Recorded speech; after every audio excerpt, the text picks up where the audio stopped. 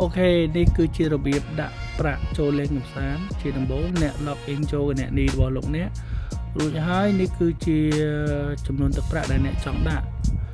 ឧទាហរណ៍ថាអ្នកចង់វេទឹកប្រាក់ចំនួនប៉ុន្មានអញ្ចឹងអ្នកអាចធ្វើការវេចូលនៅកន្លែងហ្នឹងបាន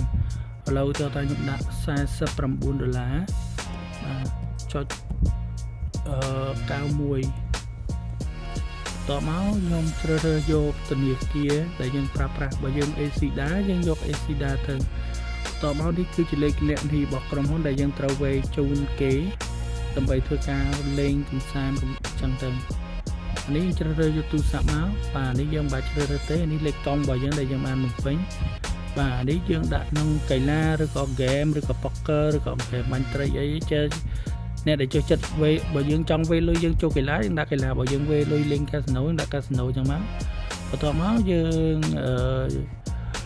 វេទឹកលុយចូលនៅក្នុងគណនីឈ្មោះតេបសុខននឹងអីចឹងទៅតែគណនីនេះមានការផ្លាស់ប្ដូរទេសំខាន់គឺយើងត្រូវតែ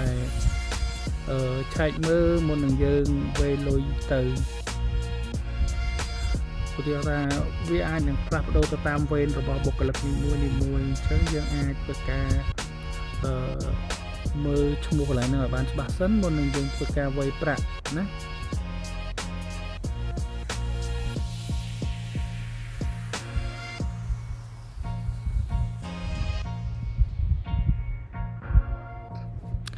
បន្ទាប់មកនៅពេលយើងវេរួចយើងអាចធ្វើការคลิกលើពាក្យថាដាក់ប្រាក់បានតមកវាចេញធីហើយសំណើយើងបានជោគជ័យហើយចំនួនទឹកប្រាក់ដែលយើងបានដាក់នៅក្នុងចំបល់គណៈពេលនេះត្រូវធ្វើការរងចាំនេះគឺលេខប្រតិបត្តិការដែលយើងបានដាក់ដែលក្រុមហ៊ុនបាន check invoice យើងបញ្ជាក់ណាទោះបើយើងត្រូវទៅវេលុយទៅក្រុមហ៊ុនមុនបានអាចធ្វើការលេខកំសាន្តបាន